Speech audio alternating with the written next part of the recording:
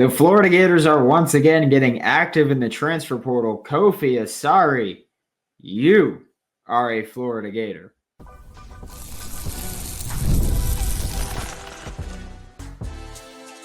You are Locked On Gators, your daily podcast on the Florida Gators. Part of the Locked On Podcast Network, your team every day. Hello and welcome back to another episode of Locked On Gators, part of the Locked On Podcast Network, your team every day. Thanks for making Locked On Gators your first listen of the day. Every day we are available daily and free wherever you listen to podcasts and on YouTube. And the Florida Gators have once again gotten active in the transfer portal by adding UMass edge rusher Kofi Asare.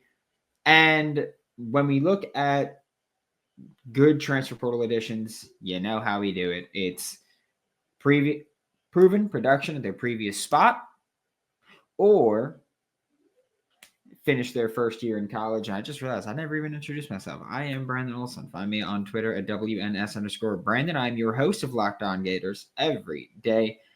Very, very happy that I get to do that. And Kofi Asare did not just finish his first year, finished his second year. First year at UMass was in 2023. Didn't play in 2023 as expected. Then 2024 starter / significant contributor. He was in and out of the starting lineup. And as far as the proven production goes,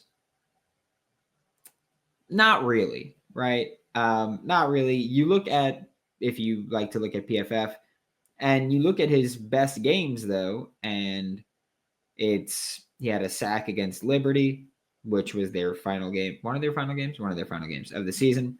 He had 4 pressures against Toledo. He had 3 pressures and a sack against Mississippi State. He had 1 pressure against Missouri. He had 1 pressure against Georgia, which, by the way, him having 1 sack against Mississippi State, as I believe his blue-orange Gator pointed out, means that Kofi Asare had more sacks against SEC teams than Jack Pyburn did.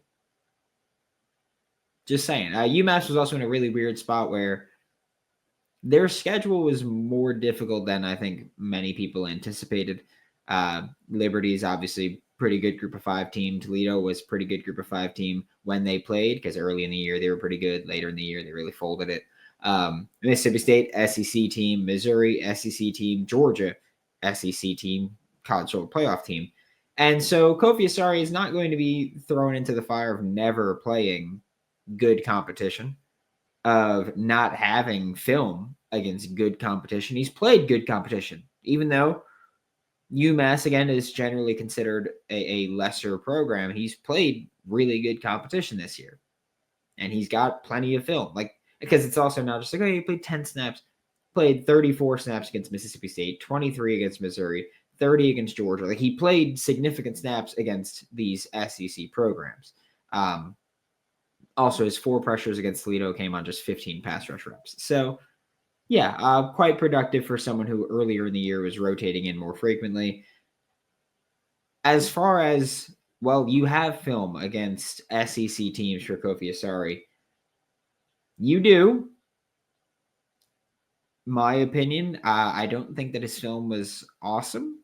So I will say that, as far as, you don't have the proven production at the previous spot, so you don't check that box. You don't check the box of in college for 1 year or less. So then you have to look at the outliers. And I think that when I look at Kofi Asare's film, I wasn't overly impressed. Not that he was bad, I just wasn't overly impressed for what I think Florida should be looking at in the portal, which, again, that's going to be a thing where the staff and I probably aren't going to agree on that, right? And I don't have to agree with them. They don't have to agree with me. That's perfectly fine. But I think that Florida should be looking for needle movers. And I just don't think that that's what Kofi Asare is, which, again, fine. I've been wrong before, right? Was skeptical of George Gums. But I also think that this coaching staff at certain positions, and if Kofi Asare is going to be working with Gerald Chapman, I'm cool with it. I think that there are a few coaches on this coaching staff that have earned the I don't want to say benefit of the doubt, but have earned the I'll shut up, you know more than me. And I think that Gerald Chapman is one of them. Like, I think Gerald Chapman can take any player, and my opinion of him does not matter. Not that it matters to the coaching staff anyway, but that my opinion of him does not matter because I trust that if you think, like, if you watch a player, if you're Gerald Chapman, if you're Will Harris, if you're Jabbar Luke, you watch a player and you go, yeah, that guy can be really good once I coach him up, then I think you've earned that.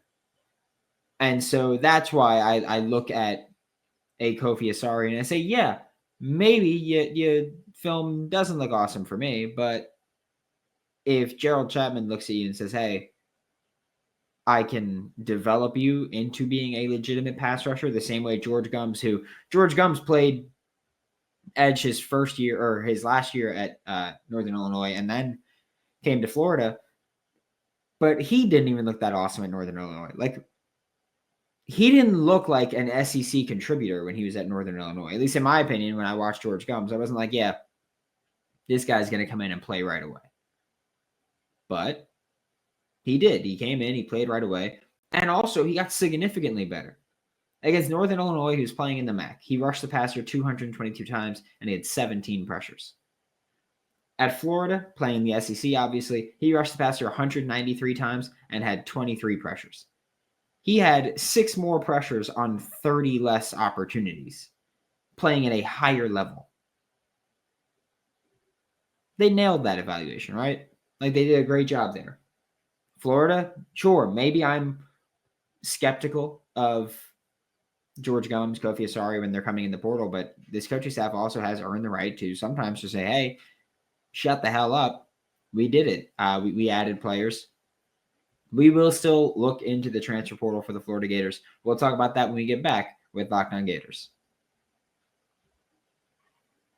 The NFL playoffs are almost here, but it's not too late to get in on the regular season action with FanDuel, America's #1 sportsbook. Right now, new customers can finish the season strong with $250 in bonus bets if your first $5 bet wins. FanDuel has so many ways for you to pick up a W. It's called Bet Against the Crappy Teams.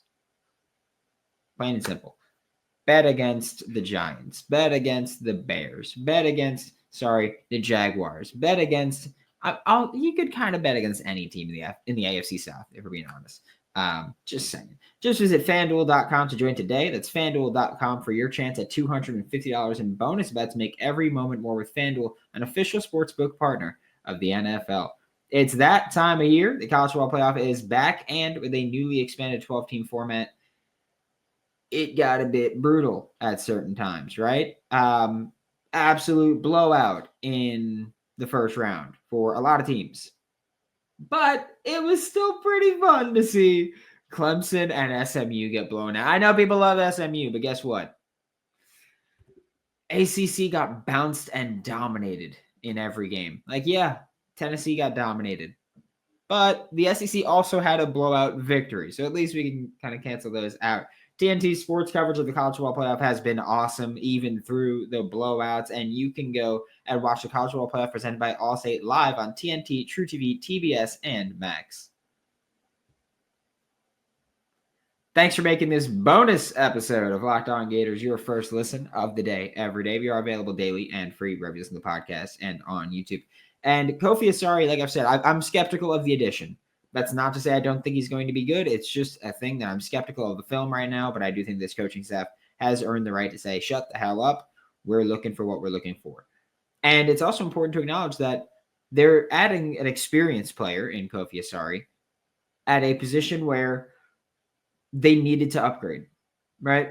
I've been saying before you lost Jack Pyburn, before you lost TJ Searcy, who might come back, before you lost them, I was saying you need to upgrade the edge room. I don't like the edge room. I don't think it's good. I still don't think it's good, by the way.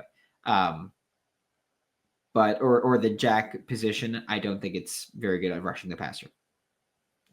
There's not proven production in there. Your best pass rushers were Caleb Banks and Tyree Sapp, both of whom were defensive linemen. Then George Gums, then Cameron James. more of a defensive end than the Jack. Shamar James, off-ball linebacker. Cam Jackson, nose tackle. TJ Searcy in the portal. Jaden Robinson, off-ball linebacker. LJ McCray, D-end, maybe going to be playing Jack a good bit. All those spots. Not a lot of pass rush production from that Jack linebacker spot, right? And it's a position that rotates heavily. A lot of those snaps were taken up by Jack Pyburn, despite him saying that he didn't get enough of those pass rush opportunities. He did. Okay. Plain and simple, he did. When we look at the Jack linebacker, George Gums had 193 pass rush reps. Jack Pyburn had 106. Those are the top two in the room. It's not like he was coming off the field a ton. No. He was out there. He just wasn't productive. I think the Florida Gators need a needle-moving pass rusher. And if they think that they can get that from Kofi Asare, then go get that from Kofi Asare. I'm fine with it. I have no problem with you look at a guy and you think he's athletic enough, he's got the traits to hang in the SEC. You think that he's got enough of a base where you can just develop him a little bit and turn it up. Like, my main thing with Kofi Asare when watching him is that I don't think he had much of a pass rush repertoire. Like, he wasn't doing many pass rush moves. If you think that you can go, hey, I'll teach him one or two moves, we'll work the hell out of those moves, and as long as he executes them, he's got the athletic traits to work with us. He's a decent run defender. That'll work with us. We can drop him in coverage and feel all right about that if you think you can do that, which, by the way, that is not something that he's done, which maybe they look at him as playing more of that DN spot behind Tyreek Sapp, and they want to, like, they plan on bulking Kofi up a little bit maybe. Maybe they want to play him more at that DN spot behind Tyreek Sapp if Tyreek Sapp returns for next year. And then you got LJ McCray playing more of the Jack linebacker, whatever it may be. Like, there's a lot of things you could do. There's a lot of positional versatility. But they're swinging to upgrade their pass rush. Cool with me. Like, I don't complain about that. I'm cool with that. I'm happy with just swinging at a premium position. That's what you need to do. Swing a premium spot. So while I may not be super impressed with Kofi Asare, this coaching staff has earned the right to tell me shut the hell up sometimes. And you're swinging at a premium position, and I won't fault you too much for that. Thanks for making Locked On Gators your first listen of the day every day. We are available daily and free wherever you listen to podcasts and on YouTube. And who knows when we'll be back? There could be news. There could not be news. Who's to say, really? But we will be back, and we will see you next time.